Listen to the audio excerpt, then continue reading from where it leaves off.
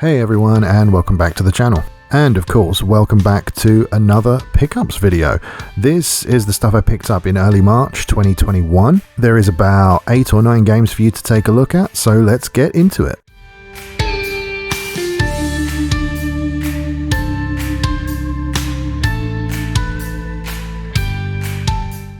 Okay, so let's kick things off with Persona 5 Strikers. This is a hack and slash JRPG set around 6 months after the events of the original Persona 5. It doesn't take into account anything that happened in Persona 5 Royal, and it does change the turn-based combat for hack and slash Dynasty Warriors style combat. However, I have done a review for this on my channel if you want to go back and check that out. I personally found that it was a good, in fact a very good, Persona game, but I really found it to be lacking as a Warriors style game. I'm a huge fan of Dynasty Warriors hack and slash games, even the spin-offs, and for me, it didn't quite cut it in the combat department. However, the game is still definitely worth a go. It's not quite as long as the original, but it's still a brilliant game, and I would recommend it to anyone that liked Persona 5. Next up, we're keeping with the theme of Persona 5 in fact, and we're going for Persona 5 Dancing in Starlight. Now, this is not something I would normally pick up. I'm not generally a fan of rhythm-based games, or dancing for that matter, except for things, you know, like Rock Band and Guitar Hero. But I found this for pretty cheap, and generally Persona games tend to hold value for a collection, so I picked them up and I gave it a go, and honestly, it's actually pretty fun. It's got relatively deep mechanics for something of this nature, and I was quite surprised. So if you're a Persona fan and you're on the fence about picking this up, I'd say yeah, go for it. You might as well. I think you'll enjoy it. It's essentially a standard rhythm game, but it has, as I say, some extra stuff like bonds and special events that you can have with characters to unlock different outfits for them to dance in. A lot of people do like to see the dance routines, but I found it very difficult to actually focus on watching the dance routine while inputting all the commands that it asks you to do. You'll see in the picture that I'm playing this on a PlayStation, and you have 6 face buttons to think about, and also when the blue line or the rainbow line appears around the circle, you need to flick the left or right stick in order to sort of scratch the vinyl, and it can be very confusing sometimes. You'll see me miss quite a few of them here. I'm not very good at it, but I'm trying. It's fun though. I would definitely recommend it if you're a Persona or Persona 5 fan. If not, I think you could safely skip it. I will also just tack on the end here, I did pick up the Persona 3 Dancing in Moonlight game as well, which I'll put a picture up of here, but I haven't actually opened that yet. It's still sealed, but from what I've seen, it's virtually the same sort of thing, so just know that you can usually get the Persona 3 one for a little bit cheaper than the Persona 5 one if you're interested. So next we have Mass Effect Andromeda. I decided to pick this up again after owning it the first time when it came out originally. It was only about £7, which I think's something along the lines of $10, and I don't know, when it first came out I didn't give it much of a chance. I played it probably for about 10 hours or so, and I ended up just falling off and getting bored with it. However, with the recent news of the Mass Effect Trilogy remaster coming along soon, I decided, well, maybe I should just give it another try. You know, I can play it on my PS5, which means that it will run hopefully better and look slightly better. I don't think it's had an official update, but I decided to try it again, and I'm actually quite enjoying it. I just go back to it every so often just to, you know, mess about in the open world, do some quests, and I don't think it's as bad as I first thought. I know it's had some patches, but if this is something that you're interested in looking at, it's cheap, it's easy to get hold of, and I think if you're going to play the other Mass Effects, they're probably better, but at the end of the day it's still part of it, and I think it's worth owning for that price. Gameplay wise, you know, it plays just like the other Mass Effects, but with a bigger world to explore really. But a bigger world doesn't always mean a better world, it's just more of it, if that makes sense. As I say, it's a third-person cover shooter with some abilities mixed in. If you've played Mass Effect 1, 2 or 3, you know what to expect. I do like the premise, the idea of going out into an unexplored universe and sort of just pioneering a new world. I know a lot of people, or a lot of games rather, have done that in the past. I mean, it's pretty much the story for Phantasy Star Online, but I don't know, it's just a really interesting premise to me, and I think I'm gonna keep going with it, and I'll just come back to it periodically. So yeah, pick it up if it interests you. Next up, we have the Marvel Lego Collection. This collection includes 3 Marvel Lego games, which are Marvel Superheroes, Marvel Superheroes 2, and Marvel's Avengers, and all the DLC packs that they released for the various games. If you've never played any of the Lego games, they're essentially action platformers with some light puzzle solving, but usually the puzzles end up boiling down to destroy everything in the room and then build stuff. But still, they're fun. I've always enjoyed them, with my favourite one actually being the Lego Harry Potter ones. They have 2 of them, which are years 1 to 4 and years 5 to 7. But after those, Lego Superheroes 1 is actually my second favourite, so to speak. However, I wasn't ever really keen on the Avengers one or the second Superheroes one. I found that the Avengers game just wasn't very well designed. I felt that it was lacking. It was lacking a lot of the fun and the cool puzzles and all that stuff that the other ones had, and I just found every level to be a chore. Whereas Superheroes 2, the problem that I had was it basically just reused most of Superheroes 1, including the open world. Yeah, they added a new story and put things in it that weren't in it before, but it was basically the same game again with minor changes, so I just never really got on with it. Initially, I actually played it on the Xbox One years ago, but I decided to get this collection for my PlayStation because I've been on PlayStation now since the PS4 Pro was released, and that means that, I can play it again and I can get all of the trophies, which is pretty cool, and I guess I might as well play the other 2 that are on the collection as well. And what's really cool about it is that it's really cheap. I picked this up for around £17, I think. So in America, you're probably looking at like $20, something like that, to pick it up. So if the Lego games have ever interested you, or you have an interest in Marvel, or you're just looking for a game to play with your kids, I think this would be a really good pickup. This next game is a little bit rarer and actually quite hard to find sometimes, especially in England. This is Dynasty Warriors Gundam 3 for the PlayStation 3, and it follows the typical Dynasty Warriors hack and slash formula except using Gundams. It has tons of mobile suits to choose from, it has tons of operators and pilots to pick, and you can actually interchange them, so you could have someone from a completely different anime piloting a Gundam from, and again, another completely different anime. So you could have someone from Gundam Seed piloting a Gundam Wing mobile suit or something similar. These games have always just been kind of what you would call dumb fun to me. I don't really care that they don't have incredibly in-depth gameplay or an incredibly intricate and well thought out story. I just don't care. Sometimes I just want to sit down and just mash some buttons and just play something that I find fun. Now, if you're really not into hack and slash, then this isn't going to change your mind, but what really draws me to this is that I'm a fan of both Dynasty Warriors and Gundam. I build so many Gundam model kits, and I've basically played every Dynasty Warriors style game that has ever been released. I think there might be one I'm missing, which is the Berserk Band of the Hawk one. I've not been able to find that, and if you actually look it up, it's pretty rare over here in the UK now. I'm not sure how it is in the States, but over here it's quite hard to find. But yeah, other than that one, I've played basically all of them. I started with Dynasty Warriors 2 on the PS2, and funnily enough, that was actually one of my friend's games. I never owned that because at the time, when he had a PS2, I had an original Xbox, so I played, I believe, Dynasty Warriors 3 first. That was the first game I ever owned, and then I went back and played the other ones when I picked up a PS2 a lot later down the line. But yeah, the Dynasty games have always been something special to me. I'm not sure why.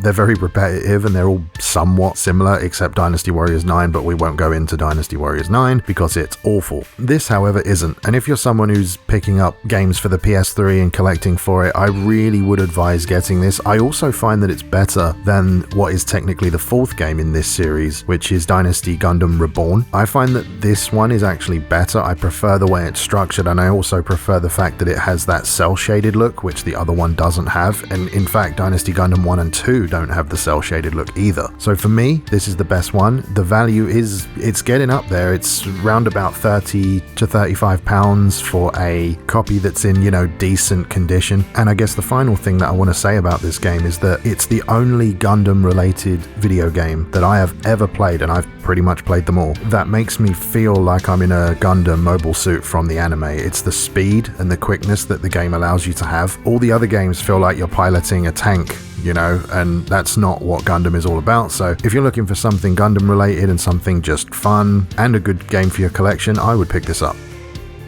This next one is probably one of my favorite racing games of literally all time, and it's called Pure. It's for the PS3, I believe it was on other systems as well, but it's, as I say, probably one of my favorite racing games of all time. It's an ATV quad bike off-road racing game, but also allows you to do tricks and stuff, and it's very arcade feeling. It's not very realistic. It has a lot of different parts that you can customize on the ATVs that all have different stats which relate to how well you can do tricks, or how fast you can go, or how well you can corner, you know, all that sort of stuff. And funnily enough, it's actually published by Disney Interactive, which you might think is quite strange at first, but they actually own BlackRock Studios, who again made another of my all-time favorite racing games, Split Second, which I actually really do need to pick up. I really should note that down. But yeah, it's just really fun to play. It's definitely not a serious game. It's meant to be arcadey. It's meant to have all the really stupid tricks. Think of something like SSX, the snowboarding game, but for ATVs. That's essentially what this is, and I think it should really, if you've got any interest in racing, it should be in your collection. It really should. And again, it's kind of sad because I think this was really overlooked. I don't think many people even knew about this thing, so it's almost what you could consider a hidden gem, I think. And you can get this for under £5 in the UK. I got mine through eBay. Really easy to find. It's common. It's everywhere. So in America, I'm thinking you're probably looking at $5 to $8 to pick it up. If you don't have it and you're interested in it, I would definitely go and find it. It's great.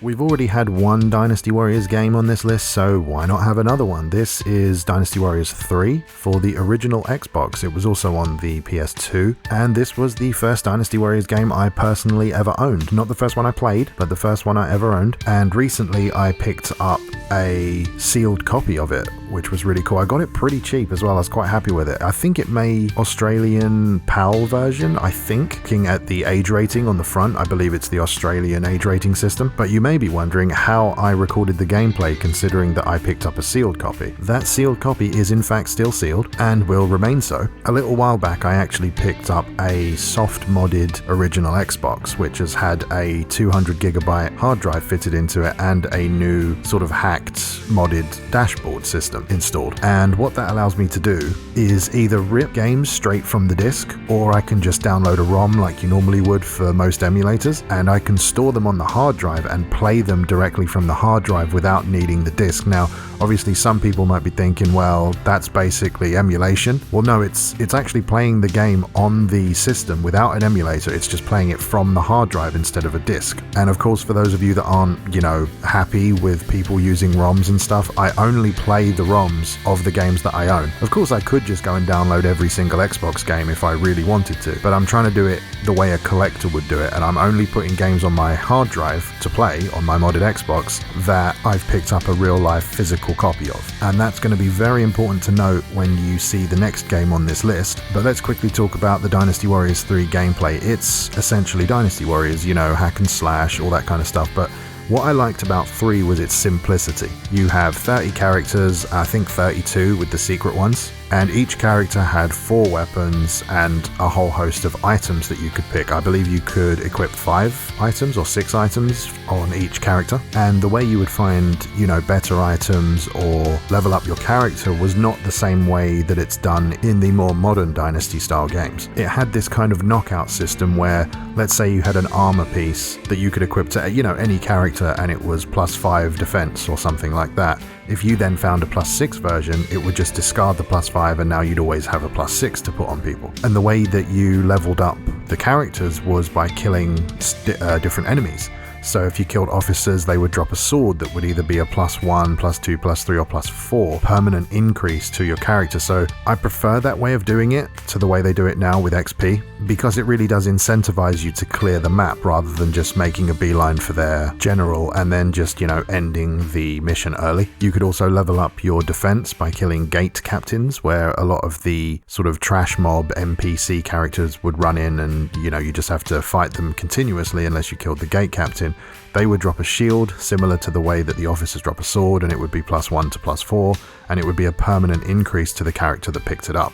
Obviously, if you're playing in multiplayer with someone like couch co-op, this could get a bit weird because only the person that picked it up would get the boost. So, you know, it's not a perfect system, but when you're just playing it solo, it works out great. New items can be found along the map in boxes or gained through doing, you know, special things on each map. There's also a weapon, a fourth weapon that each character can obtain that's like a super powerful version of their signature weapon that you have to, I believe you have to play on the hard difficulty and kill certain officers in certain orders and make certain in-game events happen to get them. It's a pretty cool system, but it's generally overall quite a simple system, and I really like it. So if this is something that you'd like to add to your collection, I would definitely advise it. If you're going for an Xbox collection, I mean, you're going to need it anyway, and I think this one and also 4 is getting quite hard to find. Dynasty Warriors 5 is quite easy to find, but 3 and 4 are just difficult, so I would advise picking it up as soon as you can.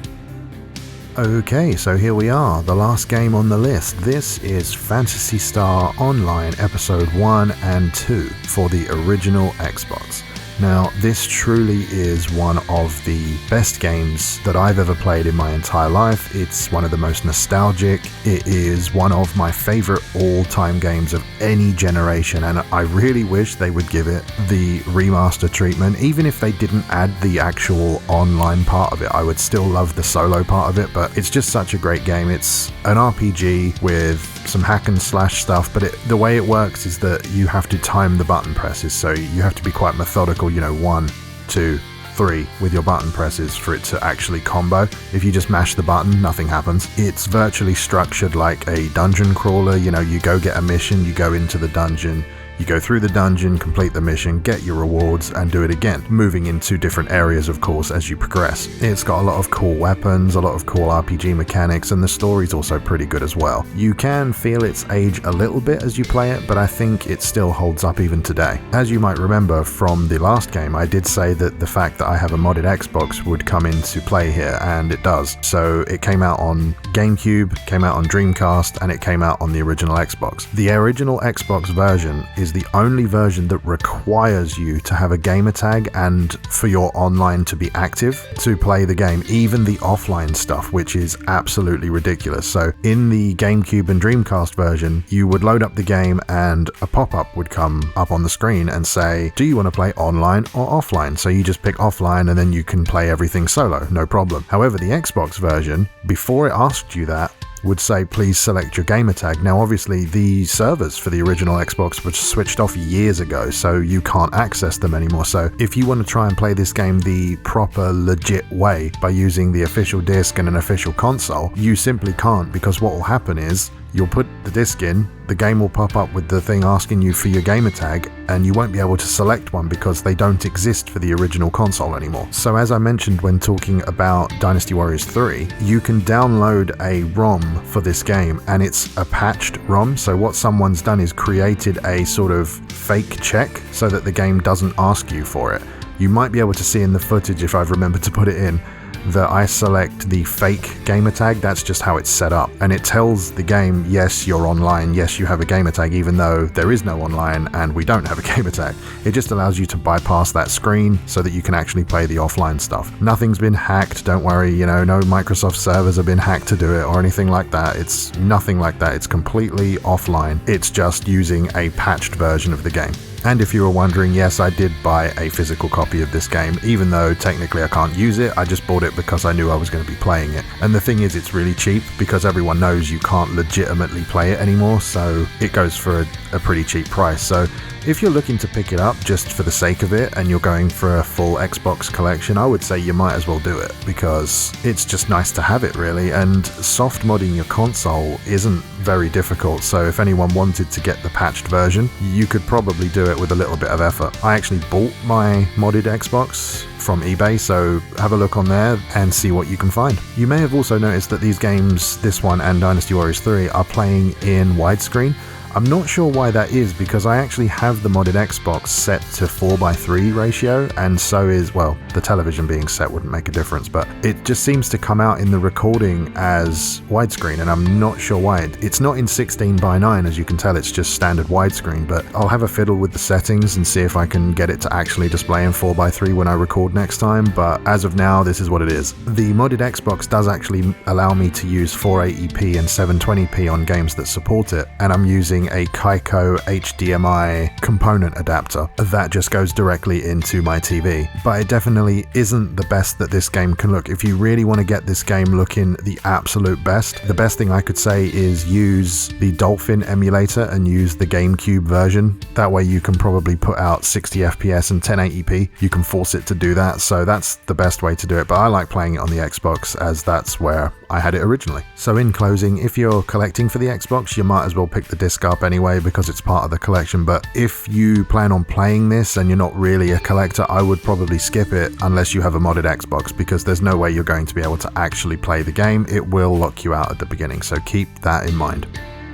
So there you go, that's all I've got for you this time. This is my pickups for basically early March. I'll probably have another one towards the end of March as well. I'm picking up stuff pretty much all the time. Some cheap stuff, some expensive stuff, some collector's stuff, you know, all that. And as I said at the front of the video, I am trying to grow the channel, and if you've made it to this part of the video and you're listening to this, please do help me out by leaving a like on the video, commenting on anything that you've seen, and most importantly, if you think I've deserved it, subscribe to the channel. You can check out the description box below for all of my important links, which includes my Instagram. And as always, thanks very much for watching, and I will speak to you next time.